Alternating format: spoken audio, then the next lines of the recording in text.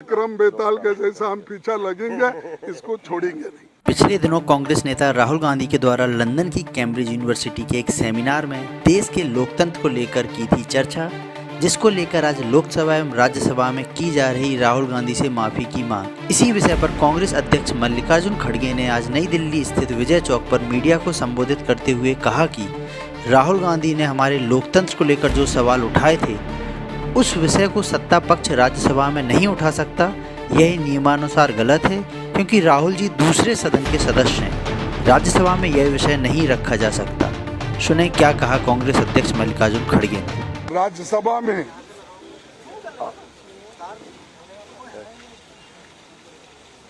राज्यसभा के सदन के नेता एक सवाल उठाए और वो जो सवाल उन्होंने उठाया था हमारे सदन को कोई संबंध नहीं था, क्योंकि डेमोक्रेसी के बारे में जो राहुल जी ने वहाँ के कॉलेजों में और सेमिनार में कहा था, उस बात को उन्होंने राज्यसभा में उठाया। एक तो रूल्स के तहत ये गलत है और मुझे समझ में नहीं आ रहा है, जो हमारे चेयरमैन साहब हमेशा रूल्स की बात करते हैं, तो किस रूल में और एक व्यक्ति और दूसरे सदन का सदस्य है और उसके बारे में यहाँ पर एलिगेशन लगाना और उनके भाषण को अपने ढंग से पेश करना, एक काम सदन का नेता गोयल जी ने किया और ऐसी अभद्र भाषा उन्होंने इस्तेमाल किया कि शर्म आना चाहिए, वो आना चाहिए। अरे जो चीज़ें राज्यसभा में आप बोल नहीं सकते, अगर आपको बोलना है तो नोटिस देकर लोकसभा में बोल सकते थे, लेकिन उन्होंने ये नहीं किया, क्योंकि इस देश के डेमोक्रेसी को अपमान करने का उनका सारा प्रयत्न है और खुद डेमोक्रेसी को यहाँ कुचल रहे हैं।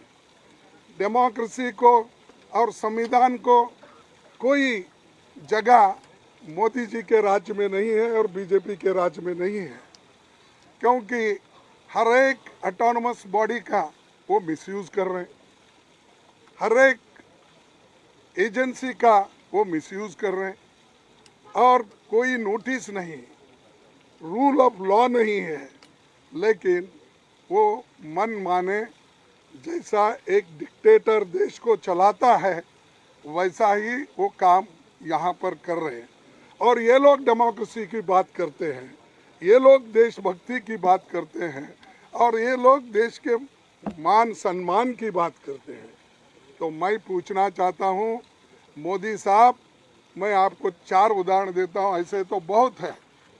आपने जो चाइना गया, शंघाई में क्या कहा, मैं यही शब्द आपके सामने रखूंगा ताकि मोड़ तोड़ के बोल रहे हैं ऐसा नहीं होना, कि earlier you felt ashamed of being born in India, now you feel proud to represent the country. Indians abroad had all hoped for a change in the government last year. ये किसने कहा? मोदी जी ने कहा, प्रधानमंत्री ने कहा। और प्रधानमंत्री ये कहते हैं देश की मर्यादा चले गई। अगर डेमोक्रेसी और कॉन्स्टिट्यूशन पे अगर बात करते हैं किसी कॉलेज में, किसी सेमिनार में, तो आप उनको टोकते हैं और हम देशद्रोही बनते हैं। ये देशभक्त वहाँ जाकर ये बात उन्होंने कही। फिर उसके बाद साउथ कोरिया में उन्होंने क्या कहा? साउथ कोरिया में भी यही कहा earlier people would lament, they would ask what sin they have committed to have been born in India. A businessman wanted to leave the country for better opportunities abroad. But these people are now saying that they will come back even if their incomes are lower than in other. यानी 70 साल में जो कुछ इस देश में हुआ या जो इंडस्ट्रियलिस्ट बढ़े, जो इन्वेस्टमेंट हुआ, उसकी उन्होंने ऐसा कंडम किया कि उस वक्त के बिजनेसमैन बेकार थे, उस वक्त के लोग बेकार थे, उस वक्त के लोगों को कोई इज्जत नहीं थी, सिर्फ इन्हों आने के बाद ही इज्जत बढ़ा दी। ये उन्होंने इसमें कहा। फिर उन्होंने और एक बात कही कनाडा में, उन्होंने वहाँ क्या कहा, देखिए उन्होंने ये कहा कि जिनको गंदगी करनी थी वो गंदगी करके चले गए, पर हम सफाई करेंगे। और दूसरी बात भी कहे, मैं ज़्यादा नहीं कुछ बोल, अरे गंदगी तो आप कर रहे हैं, डेमोक्रेसी को आप डिस्ट्रॉय कर रहे हैं, संविधान के धज्जे उड़ा दे रहे हैं और सब एजेंसी को हाथ में लेके हर अपोजिशन पार्टी को दबाने का, कुचलने का, सप्रेस करने की बात आप कर रहे हैं। और ये ऐसा है, चोर उल्टा कोतवाल को डांटे, हाँ, उल्टा चोर कोतवाल को डांटे। ये ऐसे हैं, खुद तो डेमोक्रेसी को ख़त्म कर रहे हैं और डेमोक्रेसी को बचाने के लोग हैं। तो ये कहावत भी है और सबको मालूम भी है।